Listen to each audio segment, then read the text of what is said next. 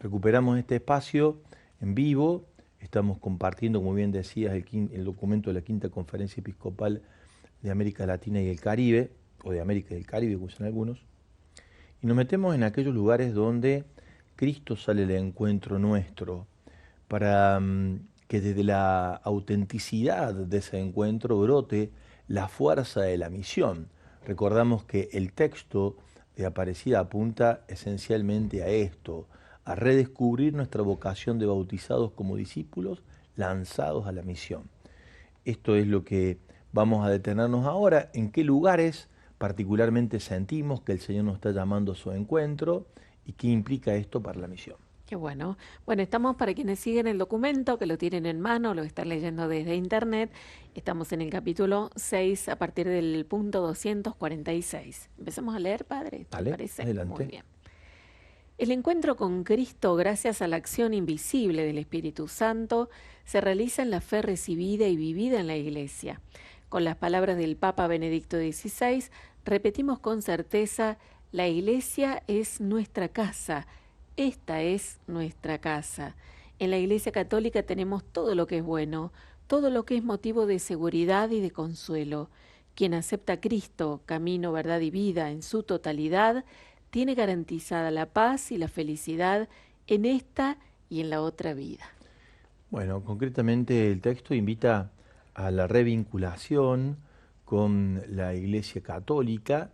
Hay que entender que también el contexto de nuestro continente ha supuesto el trasvasamiento desde la experiencia primera, inicial de la fe por la gracia del bautismo sobre otros credos.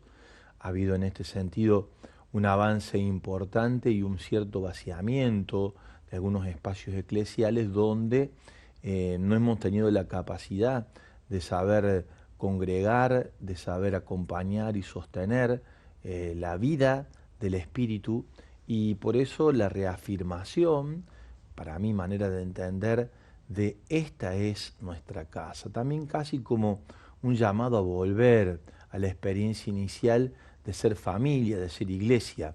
Cuando hablamos de iglesia aquí, no estamos hablando de nuestros templos, se entiende, sino estamos hablando de la asamblea de nosotros los creyentes, la comunidad de los bautizados. Esta comunidad de los bautizados, esta asamblea de los creyentes, es nuestro espacio. Es Cristo el que es el que se hace presente allí. Es el cuerpo de Cristo, como dice Pablo en 1 Corintios, en el capítulo 12, somos el cuerpo de Cristo, y en este sentido es la Iglesia Cristo, asamblea congregada de los bautizados, nuestro lugar de pertenencia, el lugar donde hallamos la paz, la seguridad y todo lo que necesitamos para vivir en plenitud y en felicidad en esta vida y en el camino nuestro, la eternidad. Sostiene el texto evocando el discurso inicial del Papa Benedicto XVI en ese momento en apertura de la asamblea. Muy bien, el lugar, entonces con Sí, como mayúsculas. diciendo, bueno, ¿cuál es nuestro espacio de encuentro? La asamblea de los creyentes.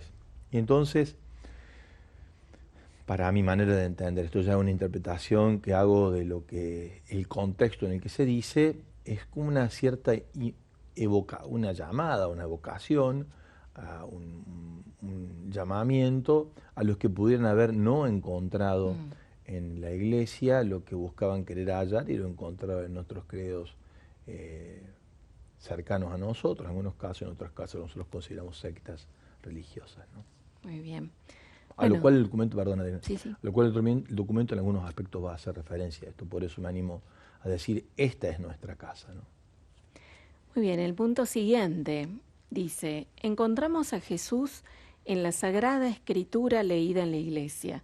La Sagrada Escritura, palabra de Dios escrita por inspiración del Espíritu Santo, es con la tradición fuente de vida para la Iglesia y alma de su acción evangelizadora. Desconocer la Escritura es de conocer a Jesucristo y renunciar a anunciarlo. Entonces, ha dicho, el lugar es la iglesia, es la asamblea, allí es nuestro lugar de pertenencia, pero en ese espacio compartido donde dos o más se reúnen en mi nombre, allí estoy yo, dice Jesús. En ese lugar, en ese espacio, Dios viene a darse a conocer, a manifestarse. Hice el texto citando, por detrás está el texto de Dei Verbum 2. Esta revelación, esta manifestación de Dios se da en la Sagrada Escritura, el texto consagrado, el texto canónico reconocido por la Iglesia, y en la tradición de la Iglesia. ¿Qué es la tradición de la Iglesia? El reconocimiento de la acción continua del Espíritu Santo a lo largo de toda la historia. Y ese recorrido, que particularmente nosotros también hacemos una mención específica a los primeros 4 siglos de la Iglesia, donde están los padres de la Iglesia, es donde está el resguardo, junto con la Sagrada Escritura, del don de la fe que se nos confía como Iglesia. El documento de Verbum dice esto: es una sola corriente, pero tiene 2 vertientes, la Sagrada Escritura y la tradición. En esto, para diferenciar del pensamiento evangélico, solo Escritura, dicen los evangélicos, desconocen o no reconocen la riqueza del acto de darse a conocer de Dios por el camino de la tradición, por esta asistencia constante del Espíritu a lo largo de la historia. Y hay un recipiente, va a decir el concilio, un lugar donde se recibe esto, que es el magisterio de la Iglesia. El magisterio no hace aporte a la revelación, se hace aporte a la interpretación del dato revelado en las Sagradas Escrituras y en la tradición. Entonces, aunque aquí no está dicho, porque está supuesto en el marco al que hacía referencia el número que leíamos anteriormente, está supuesto el magisterio de la Iglesia, es decir, la pertenencia de la Iglesia en comunión, como ya lo leímos en números pasados, con la fe apostólica, que es la fe de los sucesores de los apóstoles congregados en todo el mundo bajo la figura de la primacía del sucesor de Pedro, el primero entre ellos por el don de la caridad, en donde nosotros sentimos ese resguardo o ese acompañamiento del Espíritu que guía a la Iglesia en medio de todas las vicisitudes del mundo y de la propia Iglesia. Qué bueno, padre, esta explicación que das de la importancia de la tradición, ¿no? Porque muchas veces se plantea este tema, pensaba si no quedaría libre interpretación de cada uno. Claro, claro. Y teniendo el magisterio, teniendo la Iglesia. Y la eclesialidad. Claro. La eclesialidad y la comunión con nuestros pastores, digamos, ¿no? Eso es en la sucesión apostólica hay una posibilidad de encontrarse con el obispo ordenado en algún lugar chiquitito en el mundo, haciendo el recorrido hacia atrás, te encontrás con alguno de los 12 apóstoles, ¿no? Entonces la sucesión apostólica es muy importante, ¿no? para esto. De hecho, cuando ha habido momentos cismáticos dentro de la Iglesia, muchas veces lo que se afecta es esto, se afecta a la sucesión apostólica, se rompe el vínculo de comunión con la vida de la fe sostenida en los 2000 años de la Iglesia, relacionada a los primeros testigos, a los apóstoles. Bien, este punto 247 sigue diciendo, de aquí la invitación de Benedicto XVI, al iniciar la nueva etapa que la Iglesia Misionera de América Latina y el Caribe se dispone a emprender, a partir de esta 5ª Conferencia General en Aparecida, es condición indispensable el conocimiento profundo y vivencial de la palabra de Dios. Por esto hay que educar al pueblo en la lectura y la meditación de la palabra, que ella se convierta en su alimento para que por propia experiencia vea que las palabras de Jesús son espíritu y vida. Hace 2 menciones, si me permitís, sí. Estos pocos renglones, insiste en el valor que le da Benedicto XVI al don de la palabra, conocida sin la cual es desconocer a Cristo, citando a San Jerónimo. No conocer las Escrituras, no conocer a Jesús, va a decir San Jerónimo. Conocer las Escrituras es tener contacto con el Señor. Pero además lo dice de una forma bien rica, que no hay que dejar pasar de largo, en profundidad y vivencialmente. ¿Qué quiere decir en profundidad?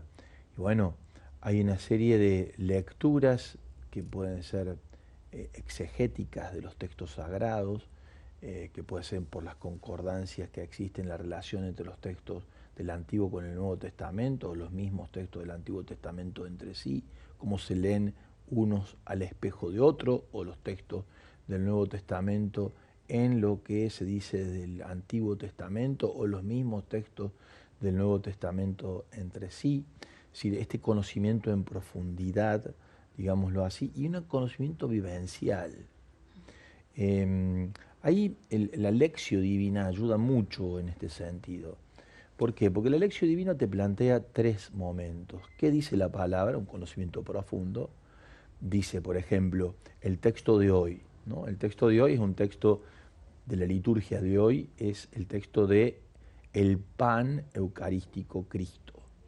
Después de la última, perdón, después de la multiplicación de los panes, hay una búsqueda de la persona de Jesús por parte de los que recibieron esas más de 15.000 personas, y se calcula mujeres y niños o más, 20.000 podríamos decir. Hay una búsqueda de Jesús porque ellos tienen la experiencia de que este pan que se da así, a mano llena, sin hacer nada, hay una relación al Antiguo Testamento, a los panes que Dios dio en el desierto, ¿no?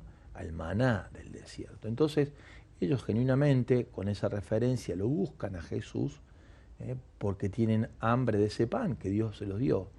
Y ahí aparece toda una explicación de Jesús. Este pan hacía referencia a este otro pan. ¿Y quién es este otro pan? Soy yo este pan, va a decir Jesús. Soy yo este pan. Esa expresión, soy yo, es una expresión de autorrevelación divina. O sea, ustedes están buscando un alimento que soy yo, que está referenciado a este pan, es una anticipación también de la Eucaristía, y que ese pan, el que lo come, es decir, el que me come, el que se alimenta en mí, en la fe, tiene vida para siempre. Bueno, eso es una explicación, digamos, muy sencilla del texto, en qué dice el texto. Es el primer momento de lo que decimos la lección. El texto está haciendo referencia a cosas del Antiguo Testamento, es un anticipo de la entrega final de Jesús en la Eucaristía, es una revelación de Jesús mismo, pan de vida, es Él que se reconoce a sí mismo como enviado del Padre, Él es con el Padre uno solo, por lo tanto Él y el Padre que me ven a mí ve al Padre. Y ahí empezamos a jugar con una serie de textos que cuando los vamos leyendo entendemos la interrelación que hay entre ellos. Eso dice la palabra. Ahora, ¿qué me dice a mí la palabra? Esto dice el texto, pero a mí, ¿qué me dice? Ahí vamos, pasamos de la expresión profunda, o sencillamente, cuando hablamos profundo decimos cosas inaccesibles, ¿no? Si no es todo esto que estamos intentando explicar. Después, ¿qué me dice a mí el texto? Es cómo me habla a mi persona. ¿Qué significa que Dios, no allá hace 2000 años, sino aquí y ahora, por la fuerza vivencial, porque está viva la palabra, qué significa que a mí Dios me diga, yo soy tu alimento? Entonces me tengo que preguntar, por ejemplo, ¿y de qué me alimento yo en mi vida? ¿Me alimento de las redes sociales? ¿Me alimento de la última noticia? ¿Me alimento de las cosas en las que me familiarizo rápidamente porque me son un hobby para mí? ¿Qué es lo que a mí me da sentido de vida? O la palabra y la Eucaristía son para mí el centro de mi vida. Entonces, cuando me hago esa pregunta, ya paso de lo que dice el texto a lo que el texto me está queriendo decir a mí y que me trae algunas preguntas que me cuestionan. Finalmente, el tercer paso es ¿qué le digo yo a Dios que me habla en este texto? Y ahí se va a la expresión orante, al diálogo desde la palabra con el misterio de Dios en medio de nosotros. Es decir, allí en el método de la lección, que el texto mismo lo va a proponer en algún momento, tenemos esta vivencia profunda y experiencial, a lo que hace referencia aquí, el número 247. Muy ¿Se bien. entiende, no? Sí, sí. Y luego hay una pregunta, dice, de lo contrario, ¿cómo van a anunciar un mensaje cuyo contenido Claro. y espíritu no conocen a fondo? Hemos de fundamentar nuestro compromiso misionero y toda nuestra vida en la roca de la palabra de Dios. Claro, que no es repetir el versito, perdón la expresión, Sí. ¿no? O sea, no es repetirnos en lo que ya sabemos. Porque el sentido de las palabras que recibimos de la revelación en los contextos diversos en los que nos movemos tiene una valoración y una significación distinta que lo da también esa palabra dicha en ese contexto. Por eso no se trata de repetir, sino se trata de expresar de manera clara, fiel, a lo que la revelación nos está diciendo en el momento en el que estamos viendo. Ahora, tengo que tener, como va a decir Enrique Angelelli, un oído puesto en Dios y un oído puesto también a quien Dios le habla, primero a este sujeto o a esta sujeto, a nosotros, y también a los que Dios nos pide que le comuniquemos lo que Él nos está diciendo. Eso supone ubicar lo que quiero decir desde una experiencia vivencial en un contexto donde soy convocado a anunciar lo que Dios quiere decir a esta persona o a esta comunidad concreta. En este sentido, el ejemplo más claro tenemos en los evangelios. Los evangelios no fueron escritos para que nosotros los repitamos. Fueron escritos para comunidades concretas, con destinatarios diversos. El evangelio no es el relato de una crónica de la vida de Jesús. Es la experiencia esencial del misterio de Jesús, lo que llamamos querigma, aplicado a una comunidad concreta que necesitaba un modo de ser presentado a Jesús para que ella lo pueda entender. No es que, por eso hay diferencias entre los evangelios. Hay diferencias en cantidad de capítulos, en cómo están construidos, en cuáles son los que más se remarca en función de la finalidad que tiene por esa comunidad al que el autor evangélico o la comunidad que lleva adelante el texto sagrado inspirado le quiere revelar. Esto que acabas de leer recién es un poco lo que dice el texto de los apóstoles, ¿no? En diversos momentos, sobre todo en el texto de la primera carta de Juan. ¿Nosotros de qué le hablamos? De lo que vimos, de lo que oímos. No venimos a hablar de otra cosa. O sea, si no, ¿de qué vamos a hablar? Dice el texto aquí, ¿no? O sea, ¿de qué hablo? Si no tengo encuentro, ¿qué hago? ¿Repito un verso? ¿Qué hago? ¿Repito una doctrina? ¿Qué hago? ¿Me repito a mí mismo haciéndome el intérprete del texto? ¿O entro en contacto con el texto e intento entender qué significa en este contexto, por ejemplo, tan complejo, que esta palabra aparezca para nosotros? Por ejemplo, ¿qué significa en un país atravesado por el hambre, como es el nuestro, donde los niveles de la pobreza alcanzan más del 52%, según el último informe que ha presentado el SEMAI justamente en el día de hoy, o lo que ha presentado la UCA en días pasados? ¿Qué significa esto? Esto de que yo soy el pan. ¿Cómo le digo, cómo le decimos como comunidad cristiana a los que están pasando hambre concretamente dentro de nuestra sociedad, Jesús el pan? ¿Cómo se traduce eso? ¿Solamente en una palabra? Seguramente esta es la palabra que más necesita ser dicha.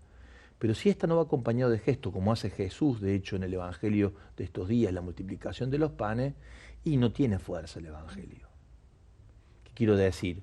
No basta con que yo diga, yo soy el pan de vida, y con eso quédate tranquilo y contento, aunque no tengas que comer, sino que tengo que hacer referencia a que este pan que se multiplicó hace 2000 años para dar de comer a los hambrientos y hablar a partir de allí del pan, del alimento que es Jesús y su palabra, y hay que retraducirlo en nuestra vocación de servicio apostólico.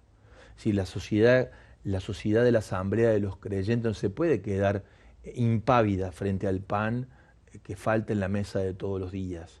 Tenemos que ver cómo se multiplica el pan en nuestro compartir fraterno con los que más sufren, y sobre ese lugar anunciar nuevamente Jesús es el pan de vida.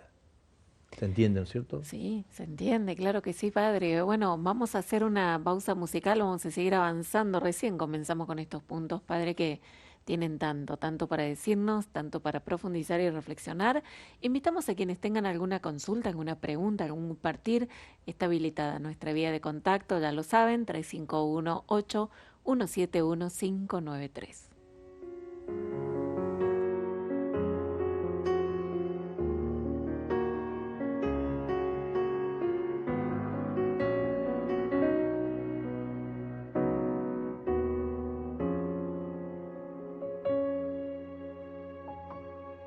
Aquí te veo frente a mí y no lo entiendo. Tú tan humilde estás aquí, te haces pequeño. Es tan difícil entender la magnitud de tu amor como María. Quiero ser sagrario de tu amor. Tu amor por mí superó las pruebas duras. Tu amor por mí superó hasta la muerte. Y te quedaste junto a mí, tu promesa cumpliste. Y al verte expuesto, mi Jesús, quiero decirte: Eucaristía, Jesús, Eucaristía, oh santo pan de vida, sacerdote, víctima y altar. Toma mi vida y únela a la tuya, que sea custodia viva, que te muestre mi caminar. Te vine a adorar.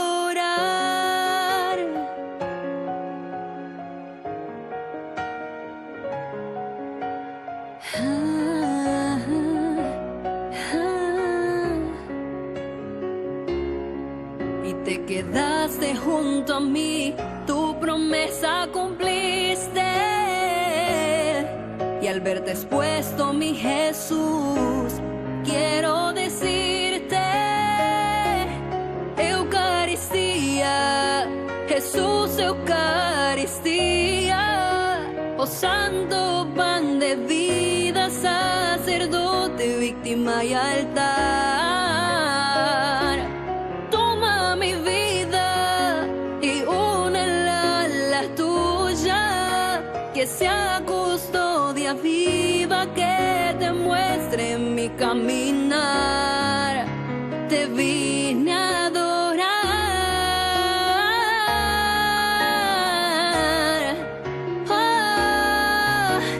Yo te vine a adorar.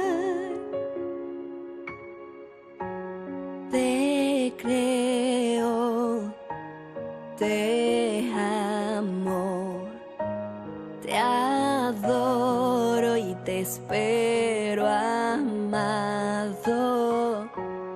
Te creo, te amo, te adoro y te espero, amado.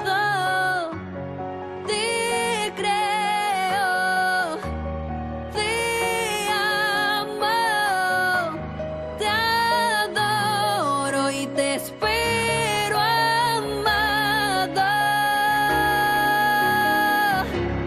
Eucaristía, Jesús, Eucaristía, oh santo pan de vida, sacerdote, víctima y altar.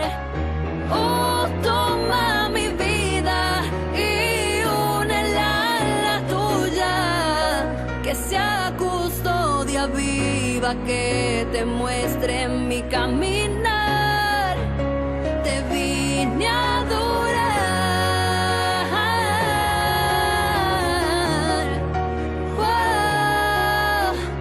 Yo Muchas te gracias a quienes vi. están compartiendo sus mensajes a esta hora, gracias a quienes están llegando con sus saludos. Norma de Olavarría te saluda, padre, dice que está muy contenta de escucharte de nuevo Estar con ustedes, la y verdad. que ya y estás. está repuesto. Bueno, también por acá dice Gladys de Santiago del Estero. Buenas tardes, padre Javier. Los católicos debemos reconocer que es nuestra casa. Vivir como iglesia es comenzar a misionar, estar atentos a la palabra de Dios, comprender, discernir, fluir, entregar lo comprendido y expresado en ese alimento de la palabra de Dios. Gladys desde Santiago del Estero. Gonzalo dice: hay que hacer obras de caridad y también actividad pastoral, hay que escuchar a Jesús, compartirlo y también después vienen las obras. Hay muchos hermanos que tienen hambre espiritual y no solo material, es el compartir de Gonzalo. Bien. Buenísimo. Bueno, después el texto nos mete en el 250, nos pasamos unos números que venimos leyendo porque ya los hemos incluido en la reflexión que hicimos, acerca de algo que hemos trabajado también en este espacio con el padre Mario Sánchez muy específicamente, que es la presencia celebrativa del Señor en medio nuestro a través de la Sagrada Liturgia, ¿no? Esto es muy importante porque la asamblea de los creyentes se reúne para celebrar el misterio de Jesús. Para nosotros la celebración del misterio de Jesús en asamblea a través de este diálogo que se da desde los signos, símbolos y la presencia real del Señor en medio nuestro en la liturgia es fundamental para que sea desde esa vivencia desde donde nosotros salimos a anunciar y a misionar en nombre de Jesús, ¿no? Y el texto lo dice así. Encontramos a Jesucristo de modo admirable en la Sagrada Liturgia. Al vivirla, celebrando el misterio pascual, los discípulos de Cristo penetran más en los misterios del reino y expresan de modo sacramental su vocación de discípulos y misioneros. La Constitución sobre la Sagrada Liturgia del Vaticano II nos muestra el lugar y la función de la liturgia en el seguimiento de Cristo, en la acción misionera de los cristianos, en la vida nueva en Cristo y en la vida de nuestros pueblos en Él. Hermoso, bellamente dicho, bellamente dicho. Y después dice, la Eucaristía en el centro de la vida litúrgica es el lugar privilegiado del encuentro del discípulo con Jesucristo. Y hago una mención muy específica en torno a esta expresión del número 251 del texto del Magisterio de la Aparecida, a lo que el Papa Francisco viene insistiendo en este año de preparación hacia el Jubileo de la Esperanza, el lugar que él entiende desde su pastoreo que ha de reubicarse, si me permite la expresión, en el centro de nuestro espíritu orante, el misterio de la adoración, la alabanza de Jesús eucarístico en medio nuestro, ¿no?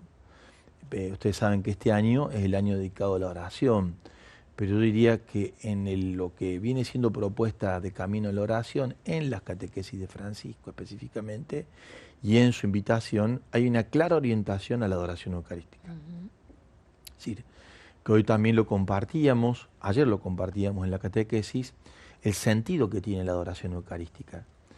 Ayer hablábamos acerca de cómo Jesús en el diálogo con quienes lo buscan, lo saca de alguna manera de la necesidad primaria que tienen de recibir alimento para llevarlo a un lugar simbólico más amplio, despertando en ellos el deseo de ese pan. Al punto tal lo logra el Señor que le llegan a decir ellos, bueno, danos siempre de este pan, ¿no? Danos de este pan. Nosotros tenemos que, desde la adoración eucarística, vivir en el Espíritu Santo, por supuesto, una experiencia renovada de la adoración del misterio eucarístico al punto tal de que quienes se acercan quieran comerlo a Jesús. O sea, queremos ese pan que me da la vida. La adoración eucarística no tiene sentido en sí misma, tiene sentido en la medida que hace crecer en nosotros el deseo de alimentarnos de este pan en el centro de nuestra vida, así que sea el centro de nuestro alimento. Por eso hablamos de la adoración eucarística siempre orientada hacia la celebración eucarística. Es muy sano en este sentido exponer el Santísimo, nosotros intentamos en nuestra pequeña comunidad hacerlo así, antes de la Eucaristía. ¿Por qué? Porque es el sentido que tiene. Yo adoro a Jesús en la Eucaristía para despertar aún más en mí y en los hermanos el hambre por Jesús, porque definitivamente la Eucaristía está hecha no para ser adorada, sino para ser comida. El que coma de este pan tiene vida eterna, dice Jesús, ¿no? Ahora, ¿cómo aprendemos a comer este pan? Admirándonos de su misterio, reconociendo lo que significa, contemplando. Papa Francisco dirá, limpiando nuestros ojos para poder ver mejor el rostro del resucitado. Y eso te lo da la adoración eucarística. En este punto, Padre, también hay algo muy interesante, que hablando de la celebración, recién dice que hay un estrecho vínculo entre estas tres dimensiones de la vocación cristiana: creer, celebrar y vivir el misterio de Jesús. Dice, de tal modo que la existencia cristiana adquiera verdaderamente una forma eucarística. Qué hermosa expresión. Lo dirá Pablo, que sean ustedes pan eucarístico para sus hermanos. Sean ustedes hostias vivas, va a decir Pablo. ¿Qué significa esto? Que de tal manera se produce una identificación entre quien como, que me transforma a mí, que es Jesús, que es su Pascua, que yo pueda vivir en lo de todos los días junto a mis hermanos el misterio de la ofrenda, de darme, de entregarme, de vivir la Pascua por la fuerza del amor que me mueve al servicio de los demás, y entonces que mi vida sea un misterio pascual. Que sea un lugar donde yo lo reconozca, lo celebre y lo viva, porque yo soy Pascua, o sea, yo soy hostia viva cuando mi vida se transforma en una Pascua, es decir, cuando la fuerza del amor que atraviesa mi vida por la presencia viva de Jesús en mi corazón, hace que lo que yo haga, por la fuerza del amor, en todo lo que haga, sea vivido desde ese lugar, donde mi vida sea, como va a decir Pablo en la carta de los Colosenses, un compartir con Cristo Jesús los sufrimientos que faltan a la completez del misterio de la redención, ¿no? Somos en eso, va a decir el concilio, corredentores con Jesús, ¿no? O sea, no es que nosotros nos hacemos, o sea, Él se vale de nuestras Pascuas para seguir continuando la obra de la redención. Eso no solamente en la celebración eucarística, sino yo, habiendo sido alimentado, habiendo alimentado la Eucaristía, transformado en una hostia también para mis hermanos, una Pascua para mis hermanos. Bueno, así dice Padre justamente el párrafo siguiente: en cada Eucaristía los cristianos celebran y asumen el misterio pascual, lo que decías recién, participando en él, y por lo tanto los fieles deben vivir su fe en la centralidad del misterio pascual de Cristo a través de la Eucaristía, de modo que toda su vida sea cada vez más vida eucarística. La Eucaristía, Pascua, claro. Si decimos vida eucarística, hablamos de Pascua. De la Pascua. O sea, ¿cómo hago yo para que todos los días cuando me levanto mi vida sea una ofrenda a Dios? Y por mi propia naturaleza, a mí no me sale. A mí tampoco. No nos sale, o sea, no está en nuestra naturaleza esto si yo no me alimento, si yo no me dejo atrapar, no me dejo alcanzar por el misterio pascual de Jesús. Por eso dice la centralidad de la Eucaristía. Y bueno, sale a la luz también aquí la presencia del Espíritu Santo. Dice allí el Espíritu Santo, hablando de la Eucaristía, ¿no? Allí el Espíritu Santo fortalece la identidad del discípulo y despierta en él la decidida voluntad de anunciar con audacia a los demás lo que ha escuchado y lo que ha vivido. Recordamos, ¿no? La Eucaristía es todas las celebraciones, los ritos iniciales, la liturgia de la palabra, la liturgia eucarística y los ritos finales, ¿no? O sea, es toda. Tiene tanta fuerza la consagración cuanto la escucha de la palabra, ¿no? Solo que en la presencia real de Jesús, que es el pan eucarístico y el vino consagrado en la sangre de Jesús, hablan, la palabra también habla por sí misma, es presencia real de Jesús, presencia real del Señor, ¿no? Y eso es una marcada diferencia en un sentido. Pero hay que decir también que la palabra de Dios recibida en la liturgia es presencia real de Jesús. Como también es presencia real de Jesús el vínculo en la caridad con los más pobres. Todo lo que ustedes hagan estos pequeños, a mí me lo dice Jesús, me lo hace. Son presencias reales distintas, ¿no? Pero reales presencias del Señor, que es donde está apuntando el texto al lugar del encuentro. Los lugares del encuentro es el título que trae este capítulo 6, esta parte del capítulo 6. Bueno, y que comenzó hablando de la palabra de Dios, de la importancia de ahora la Sagrada Liturgia, y dedica el punto 252, Padre, a hablar del precepto del domingo, del precepto dominical, vivir según el domingo como una necesidad interior del creyente, de la familia, de la comunidad parroquial, sin una participación activa en la celebración eucarística dominical y en las fiestas de precepto, no habrá, dice el documento, un discípulo misionero maduro. Sí, esta es la búsqueda, digamos, ¿no? Este es el lugar, este es el lugar.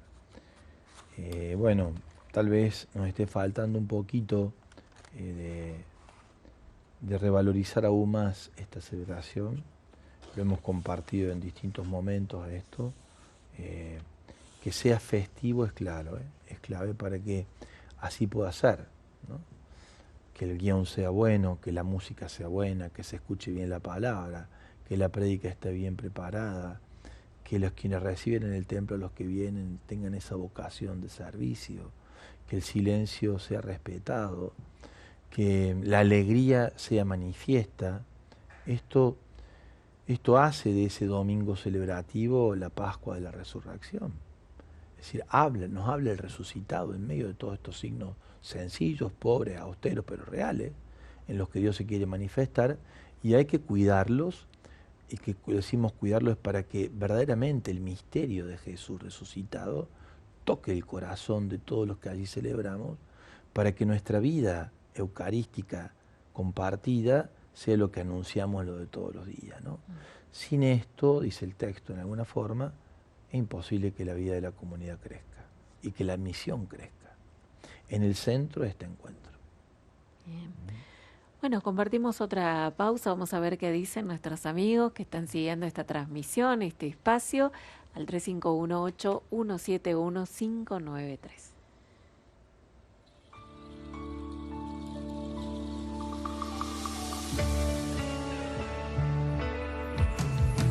Dios con nosotros en el diario caminar, luz que entre sombras traes vida, traes paz.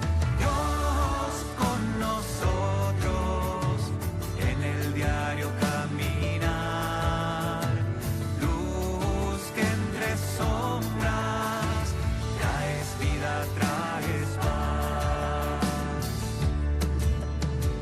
Abres la esperanza tierna, naces niño en el portal, las violencias se desarman, es lo humano tu verdad, haces propia nuestra carne, la vulnerabilidad.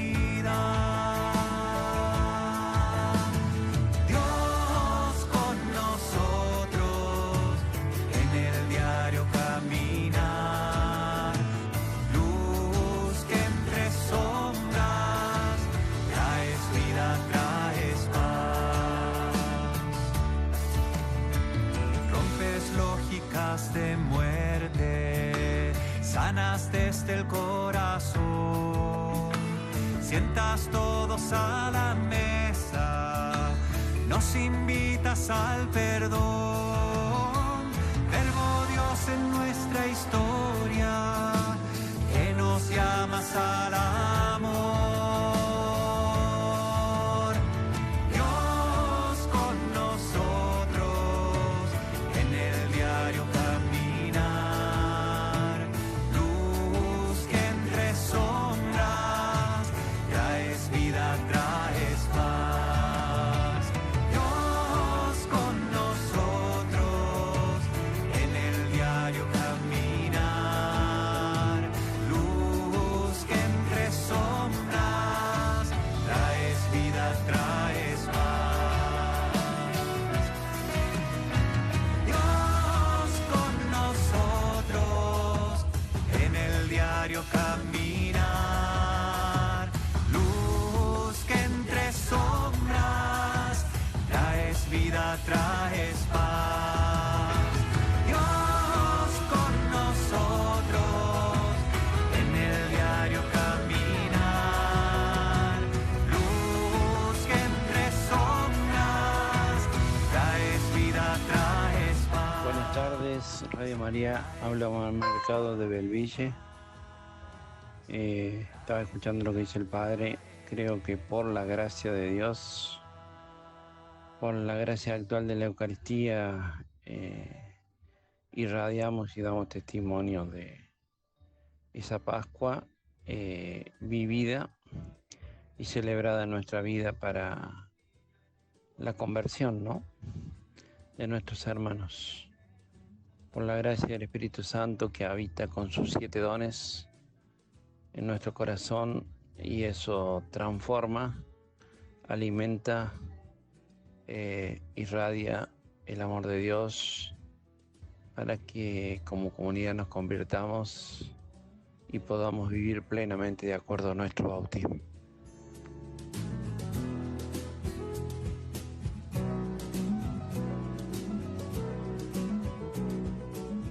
Muchas gracias por este mensaje, gracias también a María.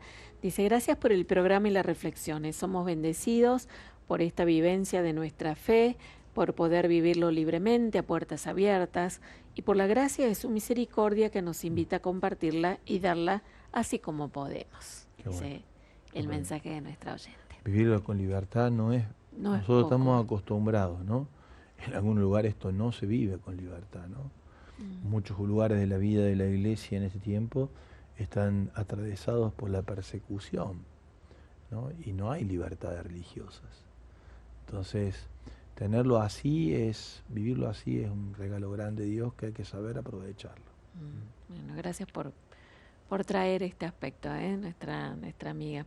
Padre, tenemos tiempo de avanzar un poquito más, unos números más. Vamos a ir al 254, donde habla del sacramento de la reconciliación, como estos lugares de encuentro con Jesús. Estamos en ese espacio, ¿no? Lugar Así de encuentro es. con el Señor. Dice, el sacramento de la reconciliación es el lugar donde el pecador experimenta de manera singular el encuentro con Jesucristo, quien se compadece de nosotros y nos da el don de su perdón misericordioso, nos hace sentir que el amor es más fuerte que el pecado cometido, nos libera de cuanto nos impide permanecer en su amor y nos devuelve la alegría y el entusiasmo de anunciarlo a los demás con corazón abierto y generoso. Y libre, porque la verdad hace libres. Y Juan va a decir, el que dice que no tiene pecado, miente. O sea, la vivencia del sacramento de la reconciliación como lugar de liberación para anunciar de verdad a Jesús es constitutivo del anuncio. En cuanto que ahí nosotros nos reconocemos pecadores, nos sabemos como tal, y sin embargo en esta vasija de barro frágil y herida, Dios quiere estar para, con lo que somos y con lo que tenemos, poder anunciar. Esto ubica nuestra condición de discípulos misioneros en lugar clave para que Dios pueda obrar con poder, la limitación y el pecado. Pablo lo va a decir muy claramente, yo soy frágil, yo soy débil, pero cuando yo me reconozco como tal, con una espina clavada en mi carne, que me la permite Dios, me la clave Satanás, en la fragilidad a la que pertenezco, Dios obra con poder. Y esto es muy importante, celebrarlo. Porque nosotros vamos al sacramento de la reconciliación ciertamente a inculparnos, en cuanto a decir, yo soy este pecador. Es decir, no es un pecado genérico, este es mi pecado, este soy yo pecador. Ahora, este yo pecador es un yo amable, por el que me ama y entregó toda su vida por mí. Si no me ubico en ese lugar, ¿qué redención puedo hablar Jesús en mi vida? Si Dios no me redimió, ¿qué puedo hablar yo de redención de otros que están necesitando lo mismo que yo recibí? Esto es clave, ¿eh? Esto es clave para poder, o sea, no es que bueno, y además tengo el pecado. No, gracias. Feliz culpa vamos a rezar el día de la Pascua, del sábado de gloria. Feliz culpa que nos mereció este gran Redentor, ¿no? A mí me parece que no es menor esto, y celebrar el sacramento de la reconciliación de manera constante, permanente, en clave de discipularidad misionera, nos permite ubicarnos no como gladiadores de la misión, mucho menos como superhéroes de la misión, sino como frágiles instrumentos en las manos de Dios que hace posible su obra valiéndose de esto que somos, hombres y mujeres pecadores llamados a la redención y ofreciendo a otros ese don maravilloso de la redención. Qué bueno, Padre, que lo expliques así, porque parece muy obvio, pero tanto como lo que decíamos recién del precepto dominical, como el recibir el sacramento de la reconciliación, hablar de celebración también, como el momento de la misa, no siempre lo vivimos así, sino que a veces como el cumplir, confesarme tantas veces, o una vez al año como mínimo, Claro, o para Pascua, para la... que es el cumplimiento, claro, ¿no? Cumplimiento. ¿no? Sí, entonces poder mirarlos de este lugar de celebración y de esta fuente donde nos encontramos con Jesús para poder anunciar, si queremos ser verdaderamente discípulos misioneros, es clave Es que clave, podamos vivirlo así de es esta clave. manera como Es así. lo explicas.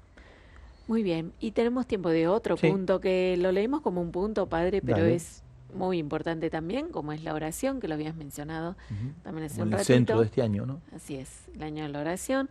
El punto siguiente, el 255, dice: la oración personal y comunitaria es el lugar donde el discípulo, alimentado por la palabra de la Eucaristía, cultiva una relación de profunda amistad con Jesucristo y procura asumir la voluntad del Padre. La oración diaria es un signo del primado de la gracia en el itinerario del discípulo misionero. Por eso es necesario aprender a orar, volviendo siempre de nuevo a aprender este arte de los labios del Maestro. Que, como lo sabemos y lo hemos trabajado una y otra vez de distintas maneras a través de la señal de la Radio María TV, es un lugar de batalla, de combate, de habitualidad, de tantas veces ir a ese espacio del silencio para escuchar la novedad con la que Dios nos visita, más allá de la expectativa que nosotros tenemos y la capacidad de aprender a sorprendernos de lo que Dios quiere decirnos en el contexto en el que nos movemos. Es un lugar también de obediencia, es porque en la oración no voy a hablar, voy a escuchar. Y la obediencia viene de allí, digamos, de la capacidad de habituar y de acercar mi oído a lo que Dios me quiere decir, ¿no? La obediencia es audir, es como poner mi oído en lo que Dios me quiere decir. Cuando vamos a la oración vamos a un lugar de obediencia en este sentido, ¿no? Y un lugar de obediencia en este sentido atraído por la fuerza del amor, es decir, es la caridad la que me hace disponible a lo que Dios me quiere decir. O sea, no es un Dios que me manda a hacer cosas que son imposibles para mí, es un Dios que amándome en la oración me muestra lo que quiere de mí para que yo lo pueda hacer a favor de la construcción de su reino. Y en ese sentido, la obediencia siempre tiene que ser por la fuerza de la seducción que tiene la presencia del Señor en nosotros, ¿no? Me sedujiste, Señor, me dejé seducir, dice la palabra, ¿no? O sea, en la oración Dios seduce, es decir, nos atrae por la fuerza de su amor, y el lenguaje de la oración tiene que ser un lenguaje amable, del amante al amado y del amado al amante, digamos, ¿no? Y en ese lugar es donde se juega. Estar muchas veces a solas, va a decir Teresa, ¿no? Con quien sabemos nos quiere mucho. Le expresemos con amor a Él en respuesta al mucho que Él nos quiere. Bueno, padre, qué lindo poder repasar estos espacios que tal vez todos los conocemos, no nos resulta extraño hablar de la palabra, por supuesto, la Eucaristía, la oración, la liturgia o el sacramento de la reconciliación, pero de esta profundidad, esta reflexión, creo que siempre Ayuda. se nos presenta como novedad. Fíjate el 256 para cerrar, Adriana, me parece Bien. que lo podemos traer, si te parece, por supuesto. porque habla de algo que lo hemos compartido en otros momentos, a partir y alrededor del concilio se redescubrió, que es la presencia de Jesús en medio nuestro.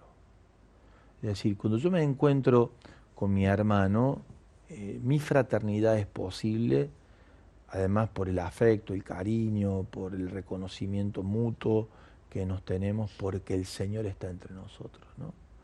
Y este tipo de presencia, en este don de la fraternidad, desde la cultura del encuentro, donde nos invita Francisco, es clave trabajarlo, ¿no? Y trabajarlo desde la interioridad, desde decirme, cuando estoy con alguien, Jesús está aquí, porque está en mi hermano y está en mí, y está acá, en medio nuestro. Donde 2 o 3 están reunidos, ahí estoy yo, dice Jesús, ¿no? Eso a la hora de construir fraternidad, que es hacia donde nos invita el Papa Francisco a superar esta locura de fraticidio, que es la guerra mundial por partes. Por eso Fratelli Tutti es eso, ¿no? Es como la respuesta, es el antídoto frente a un mundo en guerra. Esta fraternidad total para todos, yo creo que el lugar para trabajarla es con la presencia de Jesús en el medio, en el reconocimiento que el Señor está ahí y que Él nos va a hacer hermanos, Él nos va a confraternizar. Hay que trabajar desde ese lugar, me parece.